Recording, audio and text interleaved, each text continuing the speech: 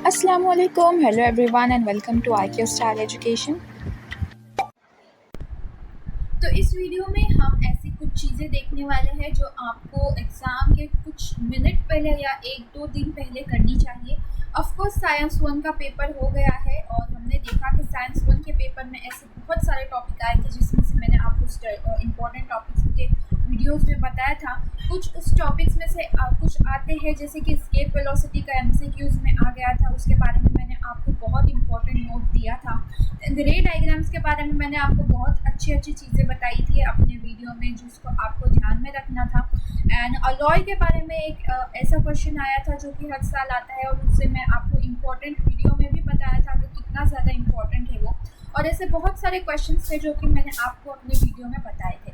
I hope so आपने वो video देखा होगा जिसकी वजह से आपका पेपर बहुत अच्छे से गया होगा।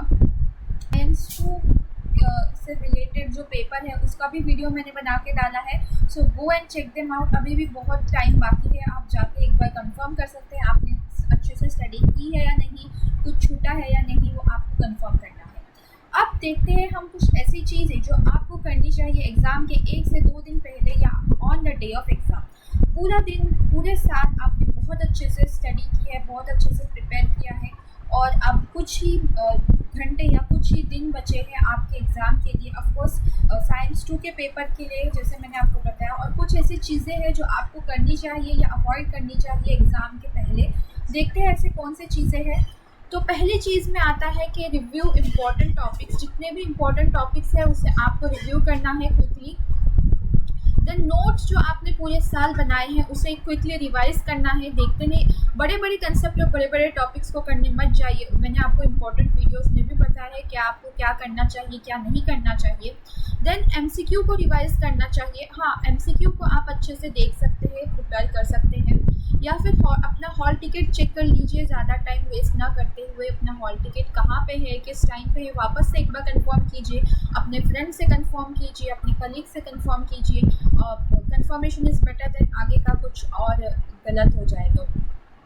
इनफ स्लीप ले लीजिए। एग्ज़ाम के एक दिन पहले रात में देर रात तक जाग के पढ़े नहीं, उससे आपको दूसरे दिन अफेक्ट हो सकता है।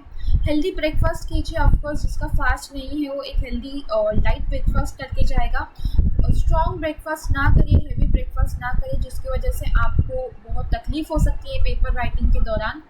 देन स्टेशनरी, जो इसेंशियल स्टेशनरी है, इसेंशियल आइटम्स है, उसे पैक कर लीजिए। अपना हॉल टिकट हो गया, देन अपने पेन पेंसिल स्केल्स, जितने भी चीज़ें हैं जो आपको डायग्राम बनाने में काम आएंगे, फ्लो चार्ट्स में काम आएंगे, वो सब चीज़ें आपको पैक कर लेनी है।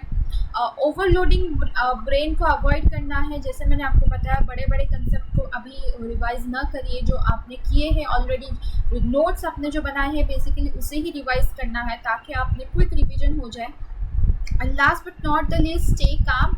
एग्ज़ाम के दौरान आप बहुत हाइपर हो सकते हैं और उसी के वजह से आप जो करके आए हैं वो भी भूल जाओगे, इसीलिए काम रहना बहुत ज़्यादा इम्पॉर्टेंट है। और एक बात जो मैं आपको बताना भूल गई, मार्जिन के बारे में। जो भी बच्चे मार्जिन निकालते बैठते हैं एग्ज़ाम के दौरान, मैं उसे बता दूँ वो बहुत गलत करते हैं। एग्ज़ाम के स्टार्टिंग में मार्जिन बिल्कुल ड्रॉ नहीं करना है। लास्ट में अगर टाइम बचता है तो मार्जिन ड्रॉ कर लिया, अदरवाइज मार्जिन ऑलरेडी की हुई जाती है पेपर में ही, तो मार्जिन के पीछे आप टाइम अपना वेस्ट नहीं करेंगे। सेकंड थिंग, आप जो भी आंसर लिखेंगे वो पॉइंट फॉर्मेट में लिखेंगे, 1 2 3 ऐसे पॉइंट बना के लिखेंगे। इससे आपको एक ओवरव्यू मिल जाएगा आपने कितना बड़ा आंसर लिखा है, कितने पॉइंट्स में लिखना है, कंप्लीट है कि नहीं। ऑन द अदर हैंड, जब पेपर चेकिंग के लिए जाएगा तब वो पॉइंट्स ऐसे देख के ही एग्जाम जो पेपर चेकर है वो खुश हो जाता है और वहाँ भी आपको फुल मार्क्स दे देता है। तो ये बात आपको ध्यान में रखनी है कि पॉइंट्स में ही लिखना है आपको, और लास्ट में आपको डायग्राम बनानी है। लास्ट में या फर्स्ट में, स्टार्टिंग में ही आपको डायग्राम बनानी है, अगर डायग्राम होगी तो। डायग्राम अगर मेंशन की गई है तो डायग्राम बनानी है, अदरवाइज अगर 5 मार्क्स क्वेश्चंस वगैरह में कुछ आता है तो उसमें आपको डायग्राम कंपलसरी बनानी होती है, मेंशन हो या ना हो।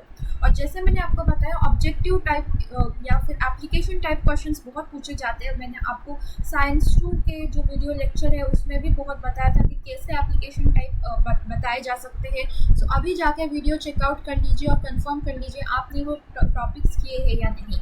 And all the very best for your science 2 exam.